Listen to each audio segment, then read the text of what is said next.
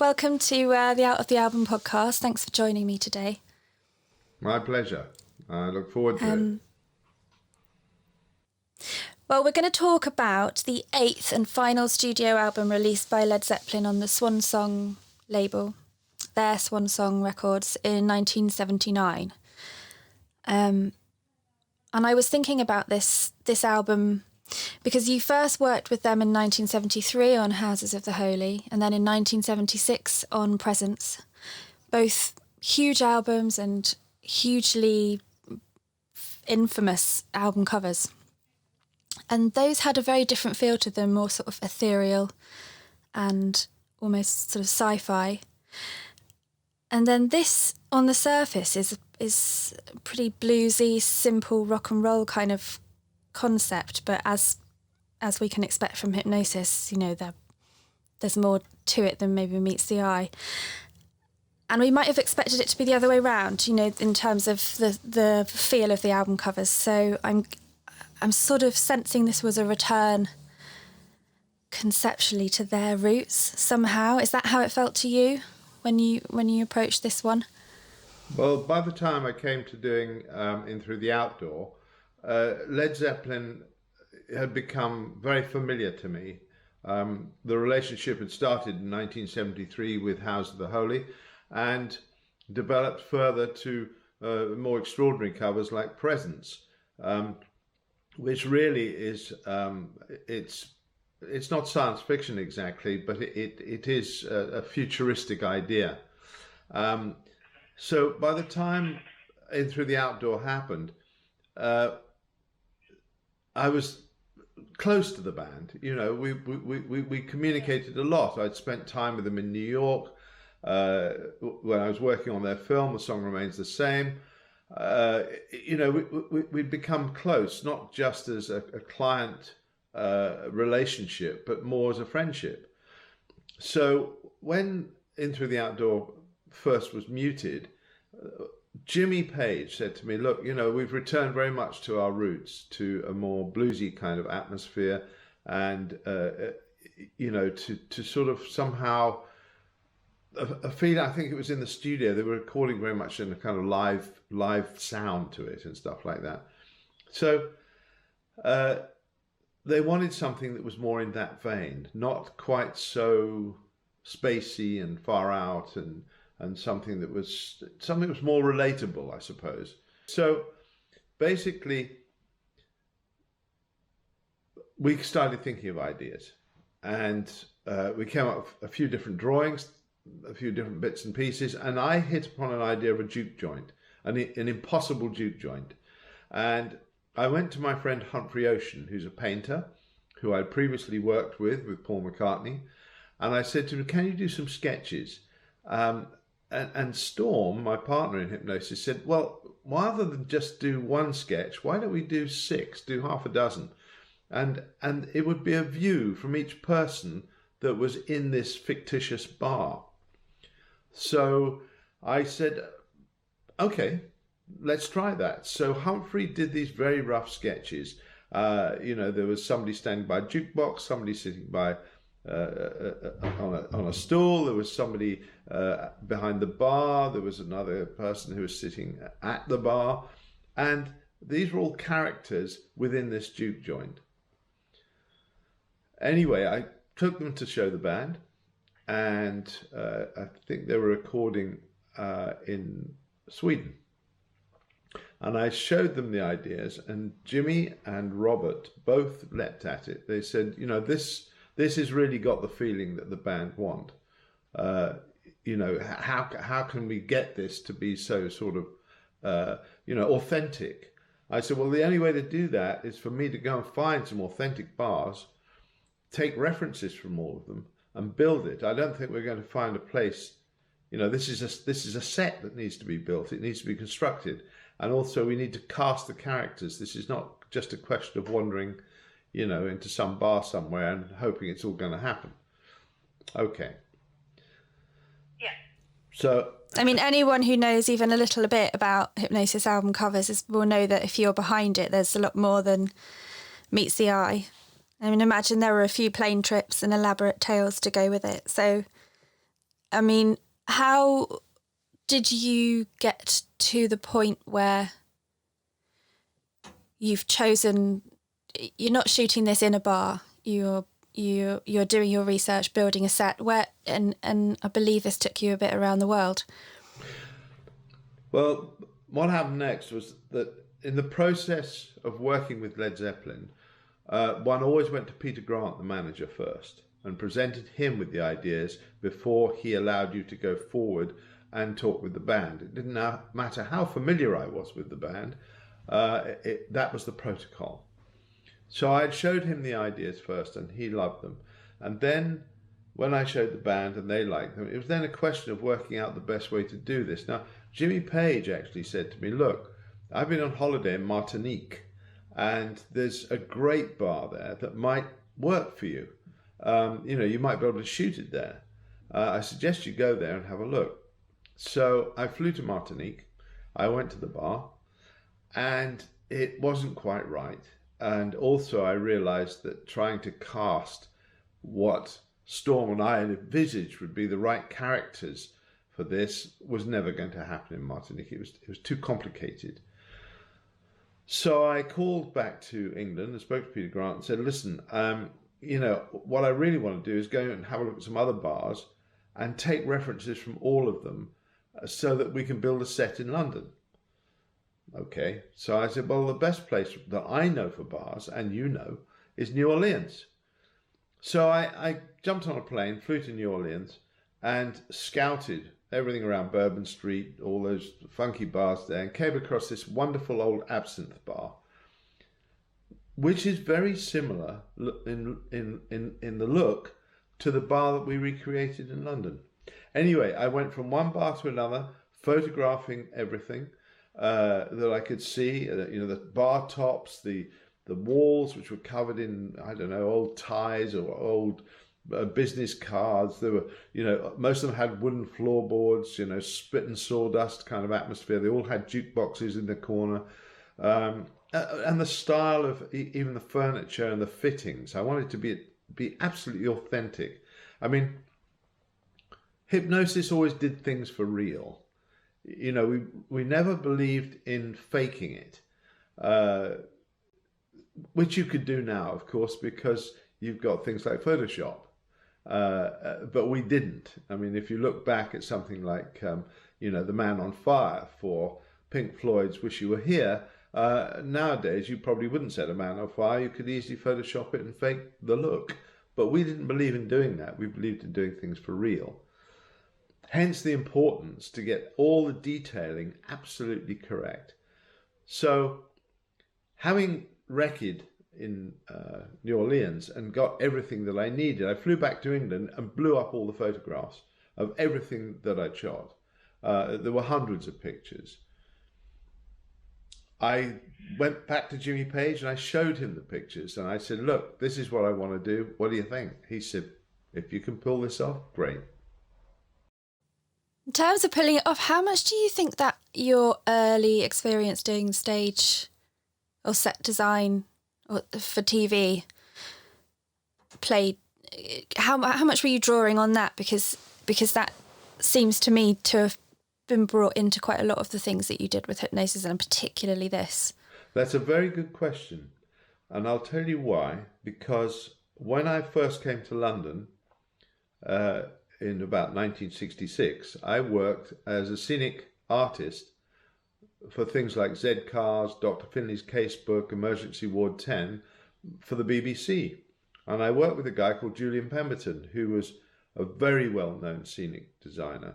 And I learned a huge amount in the couple of years that I worked with him on and off, particularly about set building, how to actually make things look old for television and films, how to make them dated, how to do things. I learnt an enormous amount, and this played a big role for me throughout Hypnosis's career, because as soon as we wanted to do something that was out of the ordinary and required set building, I already had the knowledge and I already knew where to get the things, whether it was costumes, whether it was props, whether it was, I had this knowledge.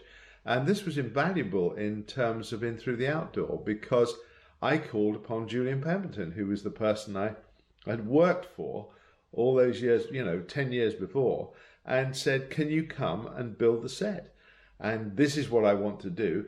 We basically got all the photographs that I've done on the recce, laid them all out on the floor, chose the best bits, decided the size and the scale of the room that we wanted to do. I had an architect come in, do architectural drawings. I mean, it was exactly the same as you'd make for a film set, who was in the film industry. And then Julian Pemberton and his crew came in and constructed the whole thing and got it exactly right, and sprayed it all down and made it look all dark and gloomy, and and then of course we had to light it to look like that too. So we had Peter Christopherson, who was one of the partners in Hypnosis and a brilliant lighting man, come in and light the whole thing and make it look for real. And that's it was a long process. This was not something that was just the thing where you wandered into a bar and shot a picture. This was constructed over, I suppose, a period of 6 weeks. And I remember Jimmy Page came down when we'd finished, and he was absolutely blown away with it. He said, this looks like the best bar in the world. I love to drink in this bar. It was really nice. It was a nice tribute. It's really interesting to hear you talk about that, Poe, because like that, I guess until recently I hadn't really thought about that element that you brought into hypno. I mean, would any of that been possible if it was just photography? No. There's so many other kind of experiences that you brought to the can do, it's a horrible phrase, but can do attitude. Like, let's just go for it. It's not just location hunting. It's we can create this world. And also the whole thing about there not being Photoshop, the idea that you, if you're making a collage, are meticulously cutting these things out and playing with them over time. And I think that time of making something actually imbues it with the feeling that you get when you look at these images. It's not going to happen. It's not going to have the same feeling if you're just clicking your fingers and changing a layer. Well, I think one of the most important things about Hypnosis was the relationship between Storm, my partner, and myself. And we both brought incredible attributes to the company. Storm was very bright, very smart guy, very cerebral, huge amount of intelligence, and he often came up with ideas. But in a sense, he had no clue as to how to pursue them and make them work. And where I worked well was because I was a good photographer, I think, but also I knew how to get things done. And this was from my own experience. And I knew how to build sets. I knew how to make things look stylish. I knew how to light things well. And with the addition of Peter Christopherson in Hypnosis, who was a brilliant lighting person and a fantastic guy in the darkroom, we made a great triumvirate. But primarily Storm and myself, we bounced off each other. If Storm said, I want to do this, I'd say, okay, this is how we can do it. I'll go and photograph it. And in those days, there was no computer system. There was no mobile phones.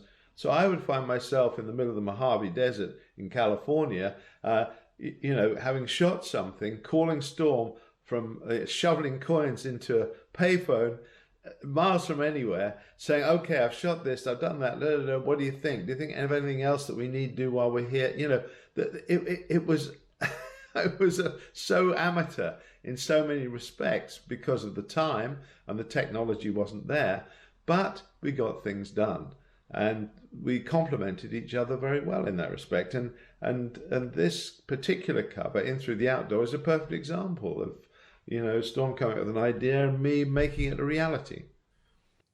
Absolutely. I mean, I kind of wanted to ask about that. You've been going for almost 10 years at this point. Yes. So that's plenty of time for things to kind of, your working relationship to settle and reconfigure and maybe evolve. I mean, do you remember, do you feel like you had at that point become quite a smooth team, or was it a new kind of Yeah, no, I know Were what you you working things out still at the I know time? what You know you're what I trying to mean? say. Yeah, I mean, by 1977, we had become a very smooth operation. I mean, we started out incredibly amateur. I don't think we even drew things on bits of paper. We go to meetings to talk about album covers and describe what we wanted to do, and somehow people bought into the idea. By 1977, we were definitely presenting very sophisticated storyboards of how we saw ideas, how we envisaged them looking, and also the locations we wanted to shoot them in. If we wanted to go to Hawaii to shoot a picture, then that's what we did. If we wanted to shoot a picture in South Africa, that's what we did. It was a different time to now, particularly in terms of how much money was around. Because if you think that something like Pink Floyd Dark Side of the Moon sold 65 million albums, or other artists we worked for, they sold tens of millions of albums. So money was awash in the industry. And the album cover became very important in terms of a signpost to what the band were about. In those early days, there was no MTV, there was no Spotify, there was no sort of proper, what I would call in this day and age, communication setup of any streaming services. Everything, there was probably about 5 newspapers which dealt in the music industry: New Musical Express, Melody Maker, Rolling Stone, things like that. And then there would be a couple of rock programs on TV. There'd be the Old Grey Whistle Test on at 11 o'clock at night for half an hour, and there'd be Top of the Pops, on a Thursday night at 7 o'clock or something. It was a very, very different world. So the album cover was very much a translation point between the band and the public. So, an artist would generally make an album every couple of years, and when it came out, there was huge promotion based on the front cover, this was something that people identified with. Dark Side of the Moon is a perfect example. That is an iconic cover, which is nearly 50 years old, and is still worn on T-shirts all over the world today, because people associate it with Dark Side of the Moon. I'm fortunate that it sold that number of copies, and therefore our image was heavily displayed, if you like, around the world. But the real thing about it was that the album cover was the closest a person who was buying the record could get to understanding what was behind the idea with the album.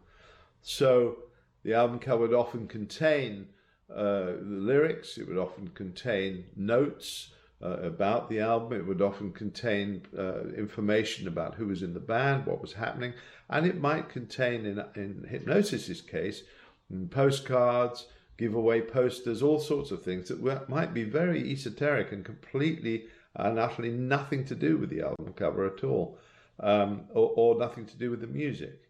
And Hypnosis often worked like that. We'd come up with ideas that were not necessarily related to the music inside the packaging. The difference we're almost too much for that 12 inches. I mean, there were other elements to this album cover beyond the selection of, was it 5 different shots from the room, 5 or 6? Let me just finish. The difference between In Through the Outdoor, for example, and many other album covers that we did, is it does directly relate to the music. I can think of an earlier Led Zeppelin album cover like Presence, where you have the black object and a family sitting around a table at a boat show. That really has not a lot to do with the music inside, whereas In Through the Outdoor definitely did. It's that down-home, bluesy return to the spit and sawdust atmosphere of a juke joint. And that's where, Led Zeppelin's history comes from, from those southern blues singers, who created all that extraordinary music way back in the 20s and stuff like that, you know. So it's very distinctive, that album cover. But also there were parts of the package which we developed and changed, and things like putting the brush stroke on the front and the casting of it. Yeah, the brushstroke and the illustrations inside, was that with the secret, the hidden aspect of being able to add water to create the colour? I mean, it's just unnecessary but wonderful. Well, again, I think in those heydays of album covers, if you came up with an interesting idea and the band was wealthy enough to afford it, they would have it. And one of the things which we wanted to do was inside, on the liner bag, was to create a line drawing. And if you put some water on that line drawing, colours appeared. Now, this was a thing that I got from an old children's comic book. You know, you used to get comic books where you'd open them up. I mean, this is for 3-year-olds, you know, and you put some water on it and colour would appear, through a picture of Mickey Mouse or something. And I just thought this would be interesting to impregnate a liner bag with this process. So the band bought into it, great, but we didn't tell anybody. It wasn't advertised at all. So if you discovered that by accident, you know, you put your liner bag down, somebody put a glass of water on it, and suddenly it came in red, green, and blue or yellow colours, it would be like, how did that happen? That's magic. So we didn't say anything about it at all. Of course, it got out in the press later on once the album was released, and people used to do that. But initially, it was just sort of something that we hoped people would pick up on. So that then led to, okay, well, why don't we hint at it by creating a brush stroke vignette on the front of the album cover, going across the guy sitting at the bar. One thing we haven't discussed is the casting, and I'd like to talk about the casting. Yeah, please do. The casting was all done in London once the bar was built. And Storm and I discussed who we'd have in the bar. We knew we wanted to make it bluesy. We wanted to have a mixture of people. We wanted to keep to the New Orleans atmosphere of the bar. And we wanted the characters to look very real. So, you know, when you see the guy standing behind the bar, the barman, you know, he's cleaning a glass, he's doing what a barman would do, but also the look of him. You know, he's got that toughness of a bartender who's seen another side of the world. He's got an atmosphere like he could have been a sailor who finished up in New Orleans and is behind the bar. You see the man behind who's sitting on a stool, who's kind of sweating profusely with his jacket off. He looks like a businessman from the black community who perhaps is, you know, had a problem day and he's in there for a few drinks. You see the woman who's by the jukebox. You know, she looks like somebody who fits in there, who's always there. You know, I wanted to have people who you felt that this was their place, that they always came to every evening. And then you've got the girl who's there too. You know, is she a prostitute or is she just on the lam? Is she somebody who's fallen on hard times? But, you know, it added a little piece of glamour to the joint, and you'd always find that somewhere. You know, I took these characters from sort of real people that I'd seen in bars in New Orleans, in a sense. And then you've quite often, sorry. Go on. So, I was going to say, often there are people that you know appear in your covers in the casting. Where were these people from? All the cast were from agencies bar one, and that's the guy sitting at the bar who's lighting, setting fire to a letter. And what we had imagined was this was a kind of Dear John letter, that he'd gone into the bar and he'd opened the envelope and he read this thing that was from his girlfriend, his wife, his lover, whatever, dumping him. So he was burning the letter at the bar. This was the sort of inventive story that we made up between ourselves. And that guy was called David Henderson. And he was an old friend from Cambridge because he was very good looking, and he was this kind of slightly swarthy film star look to him. And we used him often on pictures. You know, he's a painter. You know, he was always broke, and so he always welcomed, you know, having some money, being one of our sort of favourite actors. And we often find him in hypnosis pictures.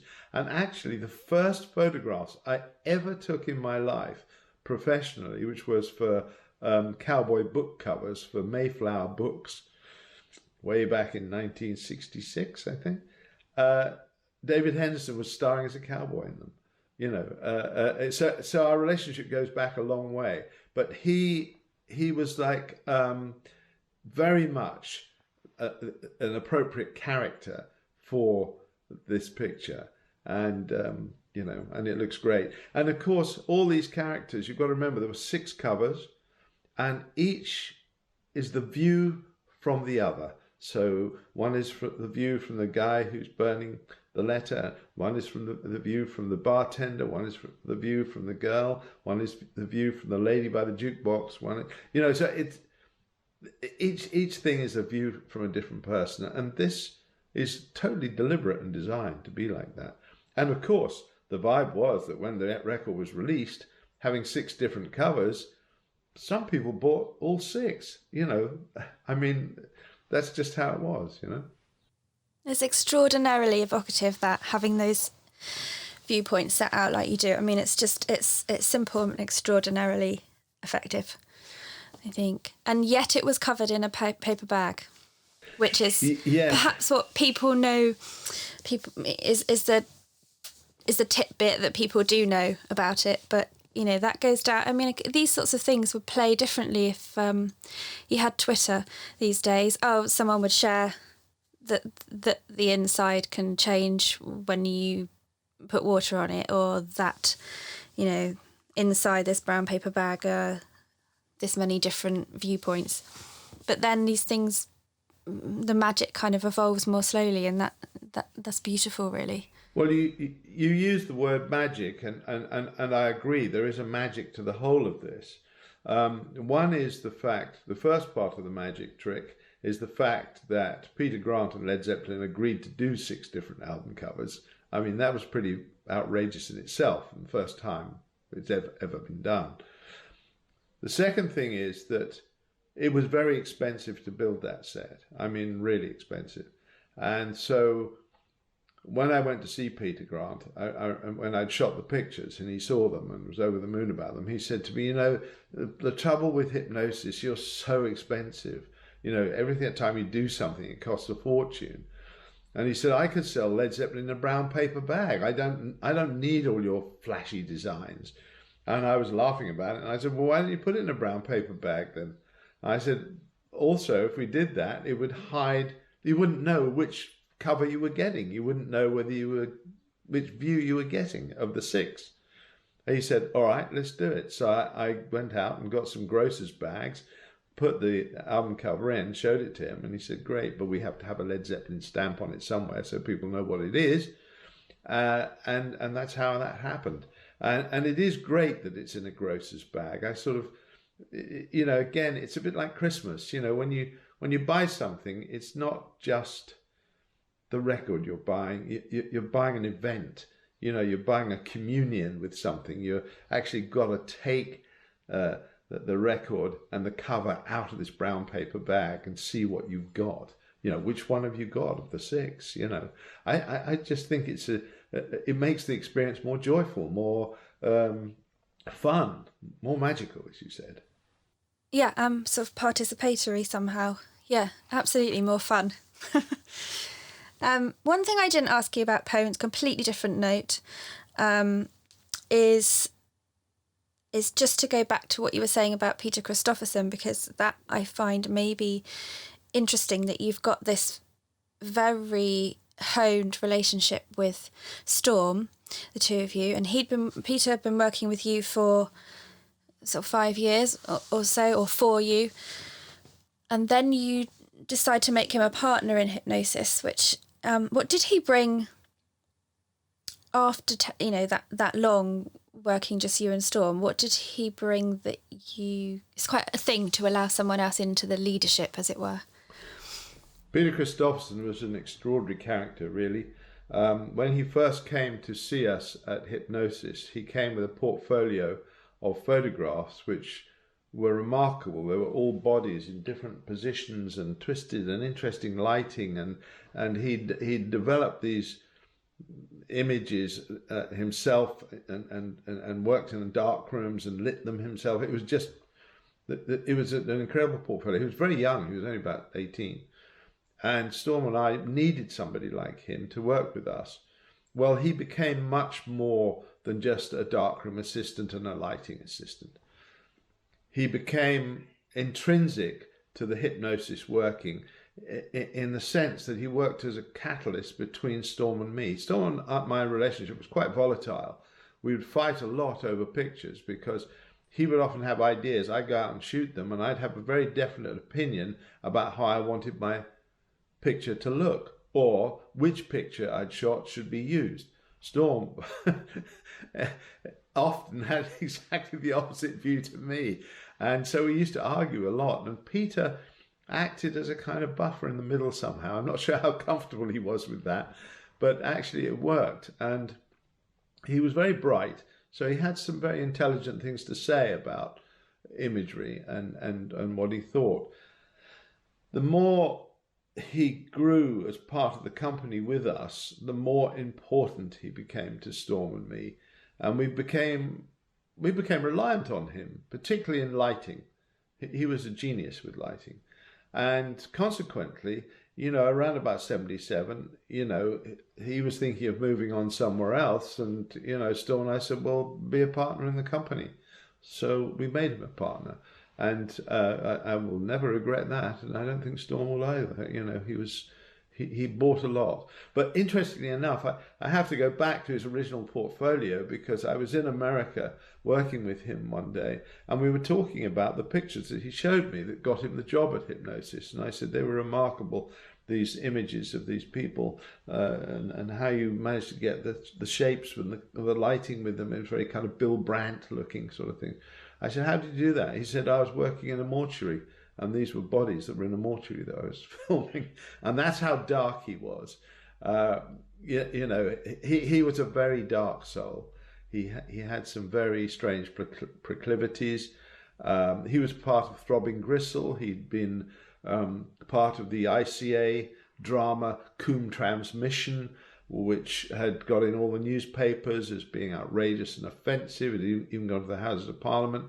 And there were moments in our relationship where I wondered whether he was good for Hypnosis because of some of the antics that he got up to. But actually, in retrospect, he was fantastic. And also the music that Throbbing Gristle made, this industrial noise, they were the original purveyors of that. They were the original inventors, and it's phenomenally interesting stuff, interesting music. So there were many parts of him, that were very good for Hypnosis, really good.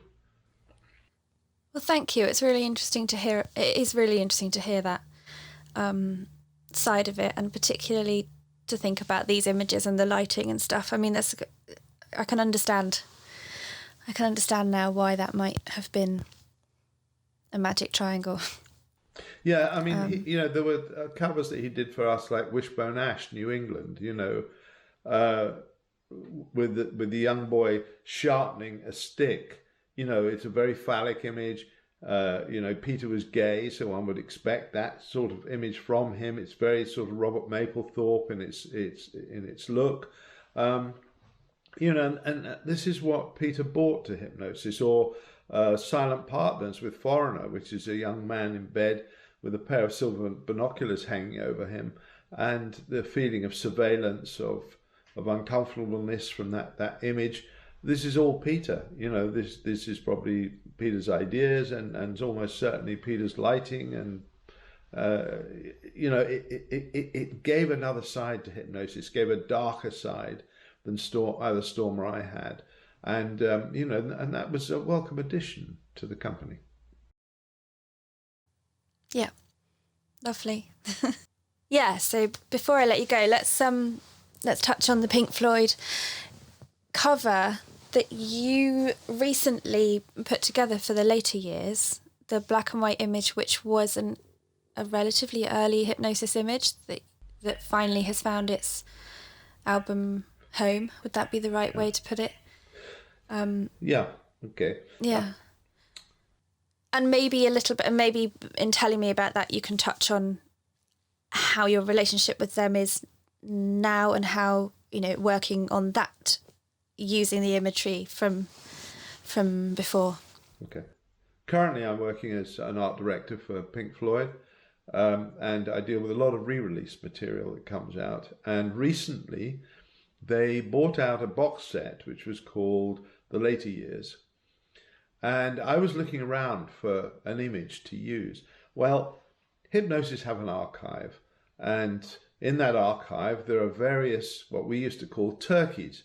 There are various images, transparencies, photographs and stuff that we would shoot for one reason or another as an idea to show somebody, but actually at the end of the day they never got used or they were rejected. So I sort of trawl through these from time to time and sometimes blow them up for fun for myself.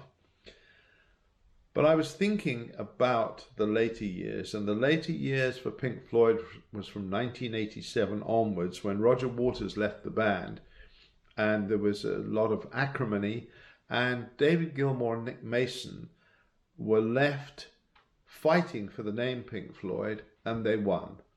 And it was just the two of them. And without Roger, who was probably the main writer and main concept man behind Pink Floyd, this was a challenge for them to resurrect Pink Floyd and make it go on. So I was thinking about an idea whereby two people are searching for a path, a way to go forward into the later years. Well, many years before, in 1976, I'd been on tour with Paul McCartney. He was doing a big Wings Over America tour, and I was employed to do a book about it called Hands Across the Water. And the deal I did with Paul is that I would shoot on the hour wherever I was. So if it was 2 o'clock in the morning, I was in a nightclub, I'd take a photograph there. If it was 12 o'clock in the afternoon, I was in an aeroplane with him, I'd take a photograph of him there. If it was 3 o'clock in the afternoon and somebody was selling an interesting shot of magazines outside a bookstore, I'd take that photograph. It wasn't necessarily all about Paul, it was about what I found around the tour. And this made it for a much more interesting reportage style of book than just your regular pop book. But Paul McCartney agreed to that. And there was one point where we were driving with a couple of limousines out to Nassau, Long Island, where Paul was going to perform that night. And the limo drivers got lost, and they stopped by an old disused sort of coffee shop called Peyton Place. They pulled out a map to see where they were. No sat-nav in those days. And the sunlight fell upon these two drivers and created a shadow in front of me on the map. And it looked so discombobulated, and their bodies were underneath the map, and yet the heads were somehow superimposed onto the map in silhouette. And I thought, that's an interesting photograph, and I took the picture. Anyway. And that's the shot? Huh? And that's the shot? No, that's not the shot. No. Oh, right, I was going to say. Okay, carry on, There's a whole sorry. story here. Yeah. So I took the shot and I thought, this is a very interesting image. And I thought it would be suitable somewhere down the line for an idea for somebody. So the following year, 1977, Pink Floyd came up with Animals. And prior to Roger Waters designing the pig over the Battersea Power Station, Hypnosis had presented some ideas. So one of the things that I presented, knowing that the essence behind Animals was an Orwellian story, actually it was Animal Farm that he did, and I thought it was 1984, so there was a bit of cross thinking here. I presented a drawing which was of two men holding a map outside an industrial space, exactly lit the same as the photograph that I'd taken for Paul McCartney. It was rejected. So spin forward another couple of years to 1980, and I find myself in Iceland shooting a cover for a Japanese artist called Yumi Matsutoya. Huge artist, a bit like sort of the Barbra Streisand of Japan. Anyway, I found this location that was amazing by chance, of these steam pipes coming from an underground facility that supplied Reykjavik with all its heating. It was just bizarre. And the sun was in the right direction. I had a map, and I said to the two assistants I had, one was Peter Christopherson, the other was Anthony Taylor, hold the map, go and stand in this spot and let me take a photograph of it, because it's exactly like the picture I'd taken in 1975 for Paul McCartney. We did. I always loved the picture. I never blew it up. I didn't do anything with it, but the photographs remained in the Hypnosis archive. So when the later years came along, Pink Floyd, and I was trying to think of something that would be relevant in terms of two people, David Gilmour and Nick Mason, starting on a new path with Pink Floyd in 1987, I thought this picture is absolutely perfect. It's two people seeking a way to go by looking at a map. They're lost and they don't know how they're going to get there, but this is what it is. And I showed this photograph to them both, which is by this time some 40 years old, and they both said that's absolutely right. So we put it on the cover. And, I'm really, really chuffed about that. Sometimes you believe in an idea, you keep pursuing it, and eventually it happens. And there's nothing greater than that. That's really a pleasant feeling. I'm very chuffed about that.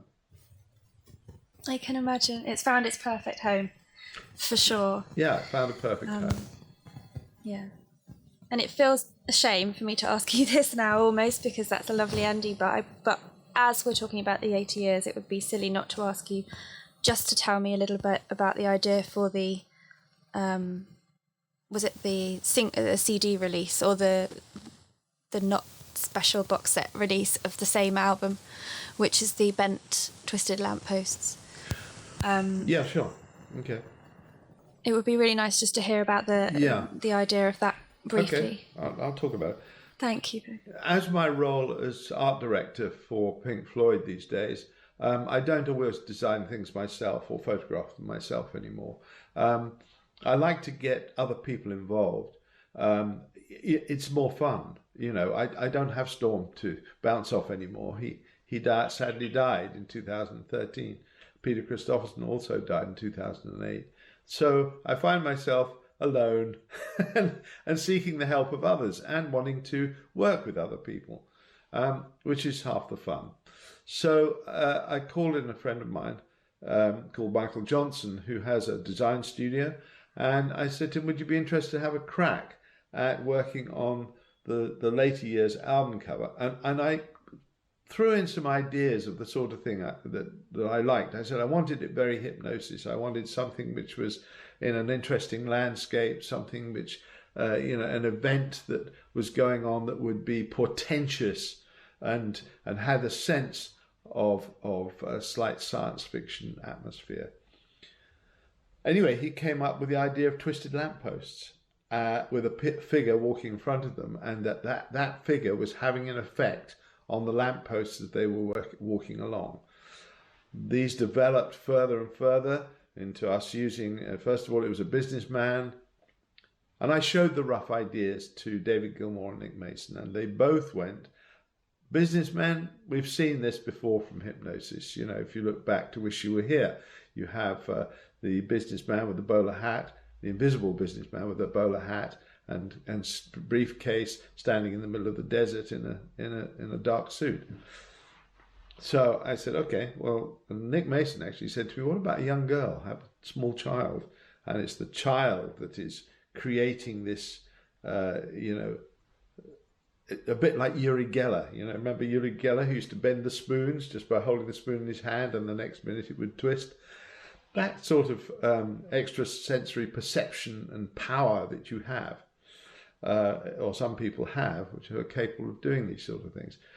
So anyway, so again, back to the drawing board, made some roughs. Of course, in this day and age, one can make incredible maquettes that look absolutely wonderful, almost like the final thing. Presented it back to the band. They said, go ahead. So I sent Rupert Truman photographer, off to California to go and shoot it for me. That photograph is actually 7 different pictures stripped together. You've got all the lampposts, which had to be manipulated from real lampposts.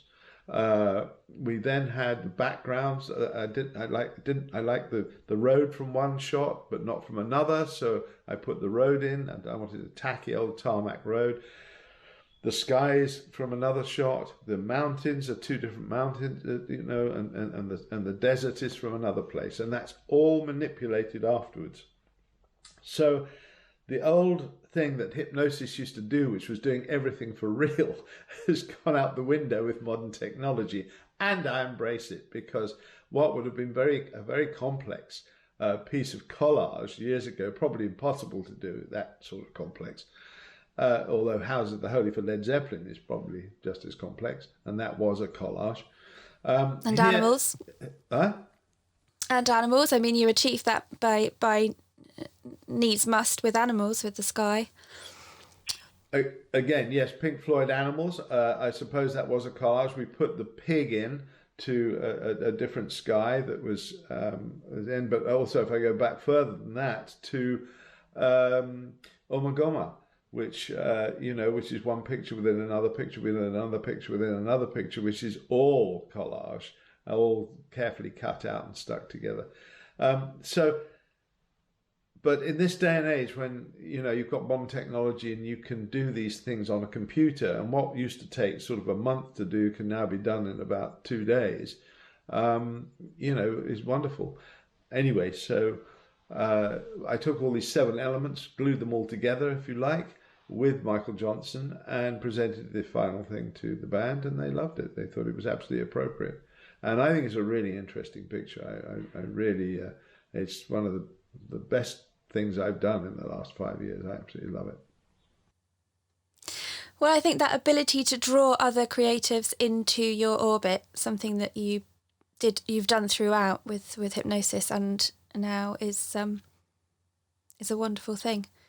And you end up with a pair of images for this later years release that kind of tell 2 very different, very hypnosis stories, and I love it for that. I think also, one's got to remember is that with technology moving forward, I'm not so interested in that. I want to know about the technology, but I don't need to operate it. I don't need to know how a modern Hasselblad works in its intricacy in a digital world.